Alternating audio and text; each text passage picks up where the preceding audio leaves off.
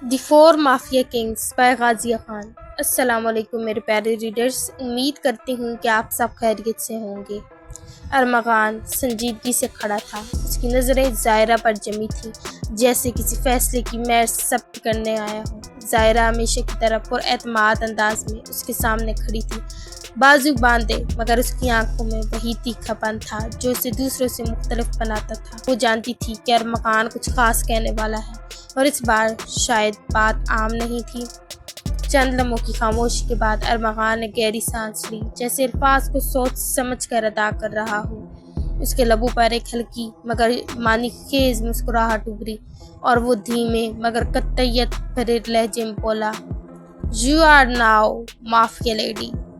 زائرہ نے پلکیں جھپکائیں جیسے یہ الفاظ اس کے کانوں میں گونج گئے ہوں۔ وہ ذرا سا آگے جھکی، اس کی مسکراہٹ میں ایک چیلنجنگ کشش تھی، جیسے وہ دیکھنا چاہتی ہو کہ ارمغان اپنی بات پر کتنا قائم ہے۔ وہ نرمی مگر شرارت سے بولی، "Oh really?" ارمغان نے ایک لمحے کو اس کی آنکھوں میں جھانکا، پھر ہلکے سے سر جھکا کر سنجیدگی سے بولا، "ہاں، جب میں نے کہہ دیا تو سمجھو اناؤنس کر دیا، اب سے تم مافیا لیڈی ہو." زائرہ نے ایک نظر اس پر ڈالی، اس کی آنکھوں میں وہی چمک تھی جو ہمیشہ سے چیلنج قبول کرنے والوں کی ہوتی ہے۔ وہ دھیرے سے سر جھٹک کر مسکرائی، جیسے اس اعزاز کو باضابطہ قبول کر لیا ہو۔ مافیا لیڈی، یہ لقب کسی عام لڑکی کے لیے نہیں تھا، یہ تاج صرف اسی کے سر سج سکتا تھا جو اسے سنبھالنے کی ہمت رکھتی ہو، اور زائرہ وہ لڑکی تھی جس نے اپنی طاقت، ذہانت اور بہادری سے یہ مقام حاصل کیا تھا۔ یہ صرف ایک لقب نہیں تھا، یہ ایک اعلان تھا، ایک سرکاری مہر تھی کہ زائرہ وہ آفیشلی مافیا کا حصہ بن چکی تھی۔ وہ پہلے بھی ان کے ساتھ تھی، مگر ایک فاصلے سے، جیسے ایک سایہ جو قریب ہو کر بھی الگ ہو، مگر اب وہ اس فاصلے کو عبور کر چکی تھی۔ اب وہ صرف ایک مددگار نہیں رہی تھی، اب وہ ان کی ٹیم کا ایک اہم حصہ بن چکی تھی۔ یہ وہ لمحہ تھا جہاں لائن کھینچی جا چکی تھی، اب وہ مکمل طور پر مافیا کی دنیا میں داخل ہو چکی تھی۔ اس کے فیصلے، اس کے عمل، سب کچھ مافیا کے اصول کے مطابق ہوگا۔ وہ پہلے بھی مافیا سے جڑی تھی، مگر اب وہ ان چاروں کے اور قریب ہو چکی تھی، ان کے کھیل کا حصہ بن چکی تھی، ان کی جنگ میں شامل ہو چکی تھی۔ وہ اب صرف لیڈی باس نہیں تھی، وہ مافیا لیڈی تھی، اور مافیا لیڈی کبھی پیچھے نہیں ہٹتی۔ مافیا لیڈی آگے بڑھتی ہے تب تک جب تک کھیل ختم نہ ہو جائے۔ عین اسی لمحے پینتھر گھر سے باہر نکلا۔ ہوا میں ایک اجنبی سنجیدگی کھل گئی، جیسے طوفان سے پہلے کی خاموشی ہو۔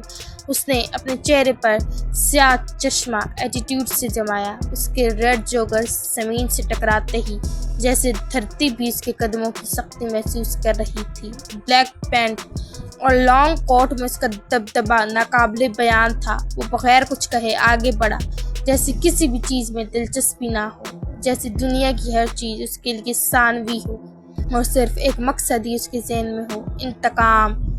عرش اور ذوحان پہلے ہی گاڑی میں بیٹھ چکے تھے، دونوں نے چشمے لگائے ہوئے تھے، اور ان کے انداز میں وہی بے نیازی تھی جو ان کی پہچان تھی۔ ارمغان نے زائرہ کو آخری بار دیکھا، جیسے اس کی آنکھوں میں کچھ چھوڑ رہا ہو، ایک خاموش پیغام، ایک نہ کہا گیا وعدہ۔ پھر وہ پینتھر کے پیچھے گاڑی میں جا بیٹھا۔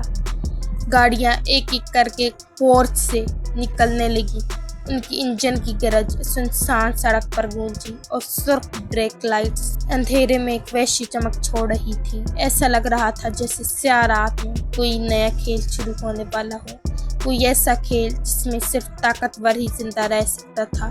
ایئرپورٹ کی فضا میں ایک عجیب سا سکوت تھا، جیسے ہوا بھی جانتی ہو کہ آج کوئی خاص لمحہ ہے، کوئی بڑا قدم اٹھایا جا رہا ہے۔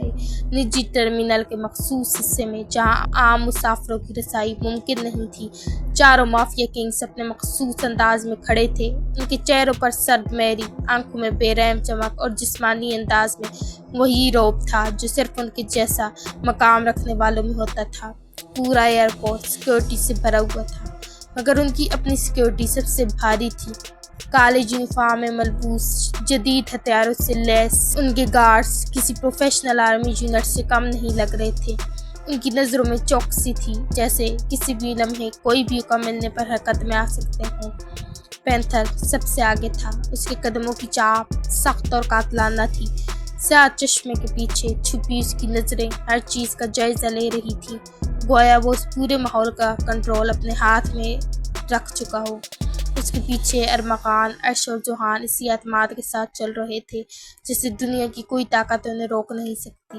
ان کا پرائیویٹ جیٹ جو جدید ترین ٹیکنالوجی سے لیس تھا اپنے شاہی مہمانوں کو منتظر کھڑا تھا۔ سفید اور سیاہ رنگ کا یہ جہاز زمین پر کھڑا ہونے کے باوجود اپنی عظمت کا اعلان کر رہا تھا۔ جیسے ہی وہ سیڑھیاں چڑھنے لگے، ارد گرد موجود گارڈز فوراً حرکت میں آئے اور چاروں طرف پوزیشن لے لی۔ ہر ایک کے کان میں خفیہ ایئر بڈز تھے اور ہر کوئی مکمل الرٹ تھا، جیسے وہ کسی جنگی مشن پر جا رہے ہوں۔ اندر داخل ہوتے ہی ایک پراسرار سا ماحول تھا۔ جیٹ کے اندرونی حصے میں لگژری اور طاقت دونوں کا امتزاج تھا۔ چمڑے کی گہرے رنگوں والی نشستیں، دیواروں پر جدید ساؤنڈ پروفنگ اور ایک طرف مکمل بار اور اسلحے کا خفیہ سیکشن۔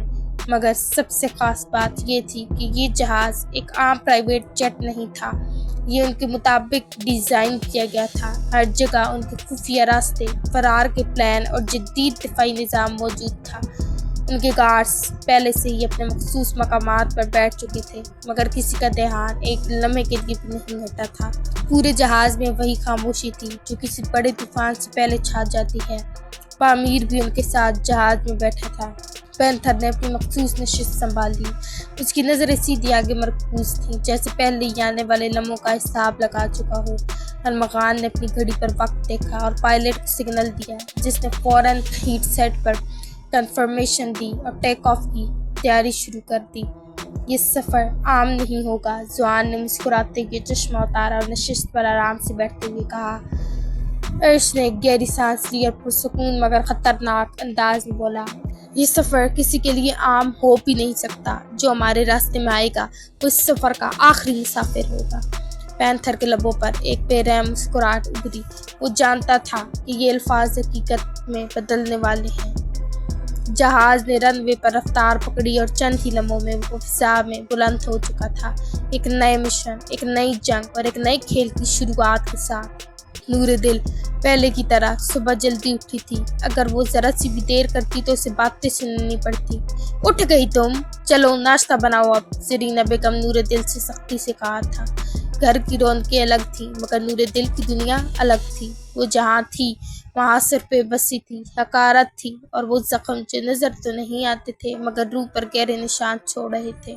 ناشتہ بنانے کے بعد اس نے سب کے لیے ناشتہ لگایا تو نور دل چپ چاپ کھڑے ہو کر انتظار کرنے لگی کہ اس سے بھی کچھ کھانے کو ملے۔ ہمیشہ کی طرح بچہ کچا کھانا ہی اس کا حصہ تھا۔ مشال اپنی پلیٹ ٹکیل کر بولی، یہ کھا لو، تمہارے لیے یہی کافی ہے۔ نور دل نے خاموشی سے پلیٹ اٹھائی۔ کھانے کا مزہ یا تازگی اس کے لیے کوئی معنی نہیں رکھتی تھی، کیونکہ یہ محض بھوک مٹانے کا ذریعہ تھا، نہ کہ ایک ضرورت جسے عزت سے پورا کیا جا سکے۔ زرینہ بیگم کی نظریں اس پر جمی تھیں، جیسے وہ ہر لمحہ دیکھنا چاہتی ہوں کہ کہیں وہ کوئی غلطی تو نہیں کر رہی۔ نور دل جانتی تھی کہ اگر ایک لمحہ بھی کوتاہی ہوئی تو سزا ملے گی، چاہے وہ زبانی طعنوں کی صورت میں ہو یا کسی اور بے عزتی کی شکل میں۔ کھانے کے بعد وہ جلدی سے برتن سمیٹنے میں لگ گئی۔ مشال اور باقی سب جا چکے تھے اور اب اس کے لیے گھر کے کاموں کا طویل سلسلہ باقی تھا۔ دھول صاف کرنا، کپڑے دھونا، کچن کو دوبارہ چمکانا، یہ سب وہ کام تھے جو اس کی ذمہ داری تھے، مگر اس کے بدلے میں اس سے کیا ملتا تھا؟ صرف ظلم، سخت باتیں اور وہ اسٹور روم جہاں وہ رات کو بند کر دی جاتی تھی۔ کام ختم کرتے کرتے دن چڑھ آیا تھا، لیکن اس کے آرام کا کوئی وقت نہیں تھا۔ وہ تھکی ہوئی تھی مگر اسے تھکنے کا حق بھی نہیں تھا۔ جب سب لوگ اپنے اپنے کمروں میں جا چکے تو نور دل کو موقع ملا وہ ذرا سکون لے۔ وہ دبے قدموں اپنے اسٹور روم میں گئی جہاں سوائے اندھیرے کے کچھ نہیں تھا۔ اس نے دروازہ بند کیا اور دیوار سے ٹیک لگا کر زمین پر بیٹھ گئی۔ چند لمحے ایسے تھے جو صرف اس کے تھے، جہاں نہ زرینہ بیگم کی ڈانٹ تھی، نہ مشال کے طعنے، نہ کسی کی تذلیل۔ مگر وہ یہ سب کب تک سہتی؟ کب تک وہ ان کا حکم مانتی رہتی؟ کب تک وہ ان کے اترے ہوئے کپڑے پہنتی، کچا کچا کھانا کھاتی اور ایک قیدی کی طرح زندگی گزارتی؟ اسے بھی جینا تھا، مگر کیسے؟ کینیڈا کی سڑکوں پر گہرے سکوت میں ایک لال رنگ کی گاڑی تیز رفتار سے گزری۔ اندر زائرہ بیٹھی تھی، اس کا چہرہ سنجیدہ اور اس کی آنکھوں میں ایک تیز چمک تھی۔ گاڑی ایک بڑی عمارت کے سامنے رکی۔ زائرہ نے دروازہ کھولا اور بغیر کسی ہچکچاہٹ کے باہر قدم رکھا۔ اس کی ہر حرکت میں ایک ایسی جلالت تھی کہ جیسے پوری دنیا اس کے قدموں میں ہو۔ عمارت کے دروازے پر اس کے گارڈز کھڑے تھے، لیکن جب انہوں نے ظاہرہ کو دیکھا تو انہوں نے سر جھکایا۔ وہ جانتے تھے کہ اب وہ صرف ایک لیڈی باس نہیں بلکہ مافیا لیڈی بن چکی تھی۔ اس کے قدموں کی آواز میں ایک خاص قسم کی دھمک تھی جو پورے علاقے میں گونج رہی تھی۔ عمارت کے اندر داخل ہوتے ہی ایک آدمی آ کر اس کے سامنے کھڑا ہوا۔ اس کے چہرے پر ایک چیلنجنگ مسکراہٹ تھی۔ تو تم ہو وہ مشہور مافیا لیڈی؟ تمہارے بارے میں بہت سنا ہے، لیکن یہ جان لو یہ کھیل تمہارے بس کا نہیں۔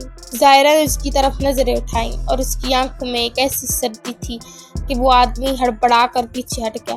تمہیں ابھی تک سمجھ نہیں آئی؟ اس کی آواز سرگوشی کی طرح تھی، لیکن اس میں ایک زبردست شدت تھی۔ وہ آدمی ایک قدم پیچھے ہٹا اور پھر ظاہرہ نے اس کی طرف رخ کیا۔ تم لوگ میرے راستے میں نہیں آ سکتے۔ تمہیں یاد رکھنا ہوگا کہ جب تک میں ہوں اس دنیا میں کوئی بھی تمہاری طرح کے بزدلوں کی جگہ نہیں بنا سکتا۔ یہ کہتے ہوئے اس نے اپنے گارڈز کو اشارہ کیا۔ گارڈز فوراً اندر آئے اور اس آدمی کو باہر دھکیل دیا۔ ظاہرہ نے دروازہ بند کیا اور اندر کی جانب قدم بڑھا دیے۔ اس کی موجودگی ہی اتنی طاقتور تھی کہ جیسے پورا کمرہ اس کے حکم پر رکا ہو۔ کینیڈا میں جب تک میں ہوں تمہارا کوئی کچھ نہیں بگاڑ سکتا۔ تم میری سلطنت میں ہو اور یہاں میں ہی قانون ہوں۔ یہ کہتے ہوئے اس نے اپنا سیاہ چمڑے کا کوٹ نکالا اور اسے پہنا جیسے وہ ساری دنیا کو اپنا تسلط دینے کے لیے تیار ہو۔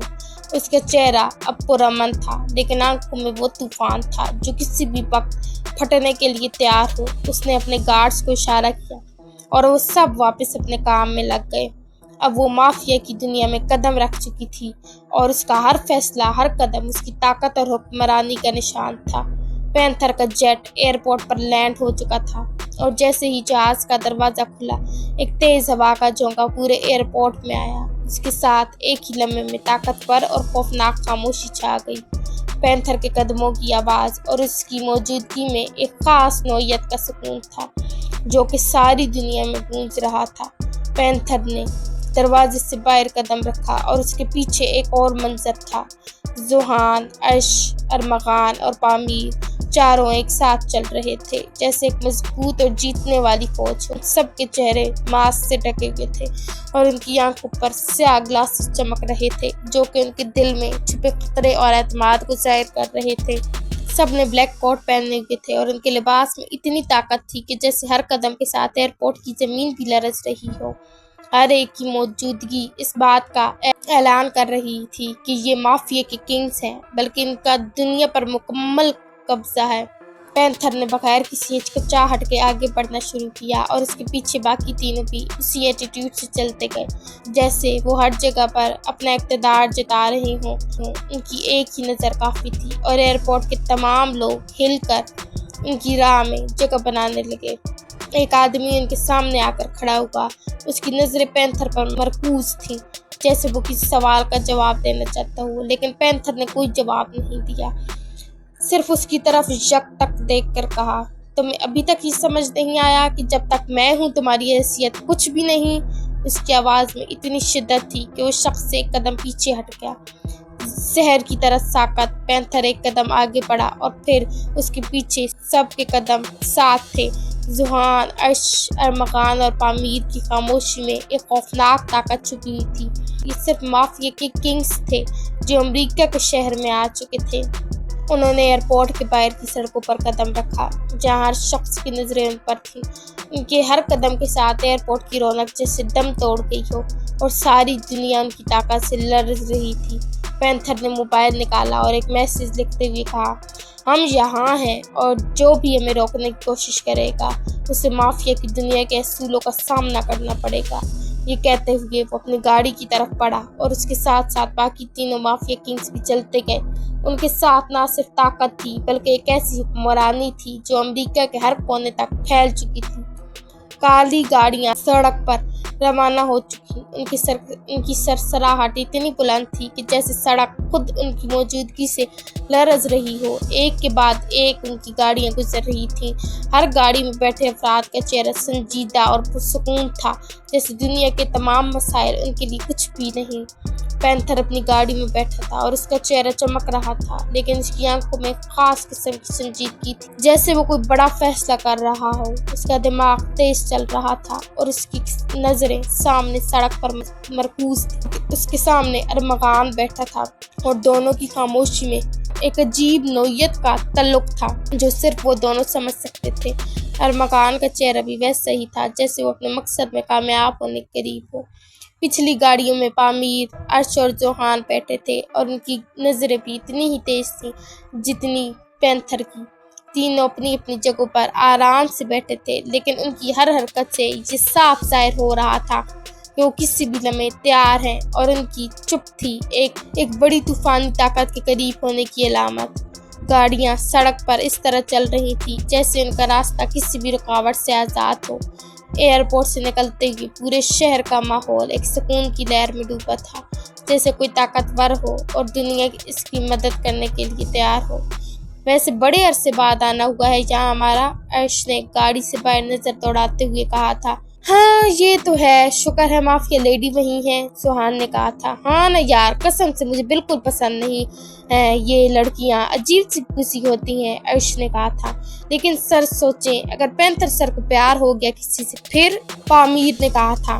पैंथर के सीने में दिल नहीं, पत्थर है, पत्थर जो कभी ना पिघल सकता है ना टूट सकता है। और भाई कभी प्यार कर ही नहीं सकते, क्योंकि अगर उन्होंने प्यार किया तो वो लड़की अपनी जान से जाएगी। इसीलिए पनीर अपना दिमाग थोड़ा कम चलाया कर, अर्श ने कहा था। जी सर। ओए मेरा वॉल्फ कहाँ है, अर्श ने याद आने पर पामीर से पूछा था। सर पिछली गाड़ी में है, अब गोद में तो बिठाने से रहा, पामीर ने कहा था। तेरी बहुत जुबान नहीं चल रही, अब तेरी गोद में ही उसे बिठाऊंगा, देख लेना। और मेरा फाल्कोन, जोहान ने पूछा था। पिंजरे में। व्हाट, तूने मेरे फाल्कोन को पिंजरे में डाल दिया, जोहान ने उसे घूरा था और अर्श ने कहका लगाया था। बिल्कुल ठीक किया पनीर, परिंदों को पिंजरे में ही कैद होना चाहिए, अर्श ने हंसते हुए कहा था। सर तो आपका वॉल्फ कौन सा गाड़ी में खुला घूम रहा है, वो भी रस्सियों से बंधा है, पामीर ने कहा था। व्हाट द हेल, तूने मेरे वॉल्फ को रस्सी डाल दी, तू रोक, भाई को बताकर तुझे ऊपर पहुंचाता हूँ। मैं पैंथर सर का असिस्टेंट हूँ, आपका नहीं, पामीर ने कहा था। भाड़ में जा तू आलू मटर पनीर, अर्श ने कहा था, जिस पर जोहान ने अपनी मुस्कुराहट टपाई थी। सर मैं कुछ सब्जी नहीं हूँ, इंसान हूँ और मेरा नाम पामीर है। व्हाटएवर, अर्श ने एटीट्यूड से कहा था। तुझे नहीं पता पामीर ये कौन है, जोहान ने मुस्कुराहट दबाते कहा था। अर्श सिकंदर हूँ मैं, समझे, डर कर रहा हो तो अच्छा है, न डराना मुझे आता है, अर्श ने दोनों को घूर से नवाजा था। तो मैं भी जोहान सिकंदर हूँ, समझा, घूर नहीं ऐसे मुझे। अर्श ने एटीट्यूड से ग्लासेस लगाए चेहरा फेरे पैर देखा था। एपिसोड अच्छी लगे तो रिव्यू देना मत भूलिएगा, दुआओं में याद रखें, खुश रहें और हंसते मुस्कुराते रहें। अल्लाह हाफिज।